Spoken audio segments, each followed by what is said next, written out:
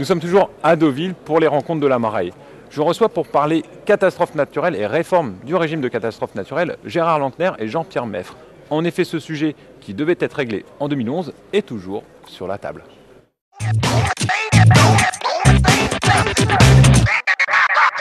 Alors je vous reçois pour parler catastrophes naturelles. Les derniers événements en France avaient lieu dans le sud-est de la France et le Premier ministre rapidement avait déclaré que la réforme sur les catastrophes naturelles allait avancer et on s'attendait à quelque chose avant la fin de l'année 2011. Où en est-on maintenant ? Eh bien, effectivement, les choses ont avancé. Je pense que les pouvoirs publics savent bien que le sujet des catastrophes naturelles est un sujet compliqué qui intéresse à la fois l'ensemble de la population, mais aussi les élus, les entreprises. Donc un processus consultatif a été engagé, au cours duquel les assureurs, les entreprises, les collectivités ont été consultés. Et au jour d'aujourd'hui, on peut dire que un projet de loi est en préparation. Il va être déposé de façon à ce que l'Assemblée post-élection puisse commencer à légiférer. Voilà. Ceci dit, ça va être un projet de loi global, Gérard nous en parlera tout à l'heure, qui donnera lieu à des décrets d'application qui, eux, ne sont encore loin d'être écrits. Et donc, encore une fois, nous avons un travail important de collaboration avec les pouvoirs publics, avec tous les professionnels de l'assurance, pour faire en sorte que cette réforme reste quelque chose de cohérent et d'acceptable. Voilà. Monsieur Lankner, je me tourne vers vous. Lors de la consultation publique qui avait eu lieu jusqu'à mi-juillet, la Maraille avait été partie prenante. Vous avez formulé beaucoup de points précis, vous avez été très attentif. Est-ce que vous pouvez revenir justement sur vos attentes au niveau de la Maraille sur cette réforme ? Oui, effectivement. La Maraille était associée à la consultation menée par le Trésor public sur le projet de loi. Et ça montre aujourd'hui effectivement que la Maraille a atteint ce niveau de référence, puisqu'aujourd'hui elle est associée au changement réglementaire. Alors, nous avons eu l'occasion de formuler un certain nombre d'observations. Nous avions sollicité nos membres à travers une enquête, et nous avons porté au Trésor le résultat de cette enquête.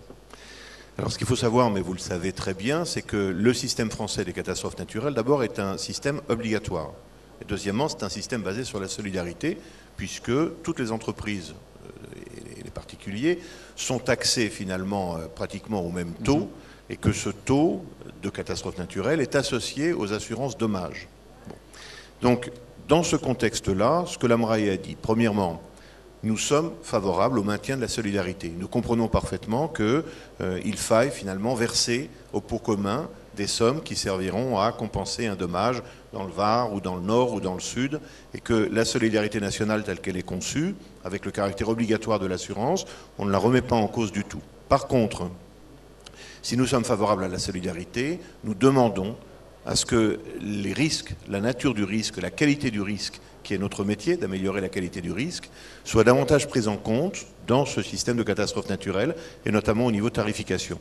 Donc le premier élément que nous avons formulé, c'est que nous étions favorables au principe de modulation qui existe, puisque vous le savez, oui. La réforme prévoit d'introduire une modulation tarifaire en fonction des risques et des situations de risque. Donc première remarque que nous avons formulée, d'accord sur la solidarité, à condition qu'on tienne compte de la qualité des risques auxquels on s'adresse, et c'est notre métier de faire savoir et de soigner la qualité des risques. Deuxième remarque que nous avons faite, c'est d'accord pour la modulation, mais nous souhaitons être associés aux critères qui vont définir cette modulation et les conditions dans lesquelles elle va s'exercer. La troisième remarque que nous avons formulée concerne un dispositif de la réforme qui prévoit que les événements naturels, désormais, vont être définis par la loi, dans une liste exhaustive. Alors, qui dit liste exhaustive est toujours pour déplaire aux assurés. Nous préférons les assurances tout risque sauf, plutôt que ce qu'on appelle les périls dénommés. Donc se mettre à dénommer des catastrophes naturelles, ça attire notre vigilance. Nous allons veiller sur ce point à ce que l'on n'exclue pas de cette liste des phénomènes qui pourraient entraîner l'application de l'assurance. Et dans le premier texte, dans les premiers débats, vous avez le sentiment d'être suivi, vous avez le sentiment... Oui, tout à fait. Je crois qu'il faut rendre hommage au Trésor, à la direction du Trésor qui a lancé une vraie consultation publique qui a pris le temps de rencontrer les partis et de les écouter. Et en ce qui nous concerne, nous sommes parfaitement aujourd'hui associés, nous serons associés demain dans les décrets d'application. Donc c'est 2012 qui va marquer normalement l'entrée en vigueur de cette réforme. Donc on l'a dit, une première loi, puis après des décrets d'application. Quelles sont vos attentes précises? Sur quel point vous allez être très vigilants? Comme je l'ai dit, nous allons être vigilants au-delà des détails. Nous allons être vigilants sur le fait que cette réforme n'entraîne pas des surcoûts parallèles ou des surcoûts induits. Parce qu'exclure quelque chose de catastrophe naturelle, ça risque de nous obliger en tant qu'entreprise à l'assurer par ailleurs. Donc nous allons être très vigilants sur les effets induits de cette réforme. Deuxièmement, nous allons être très vigilants également sur les exigences en matière de prévention. Puisque cette réforme appelle une prise de responsabilité des entreprises. Cette responsabilité, nous savons l'assumer puisque nous l'assumons déjà pour les autres risques. Donc nous allons être très vigilants sur les encouragements à la prévention. Il faut quand même rappeler, avant de te rendre la parole, il faut quand même rappeler que la prévention des catastrophes naturelles, c'est avant tout une prévention publique. La protection, des catastrophes naturelles relève avant tout d'une politique publique.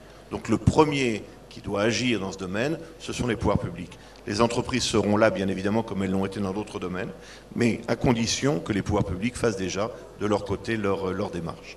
Monsieur Meff, pour compléter? Je crois qu'effectivement, on ne peut que souscrire aux objectifs de cette réforme, qui est en fait d'intégrer dans chacune de nos entreprises, dans chacune de nos gestions de plans de crise, de cellules de crise, la protection, la prévention des événements naturels.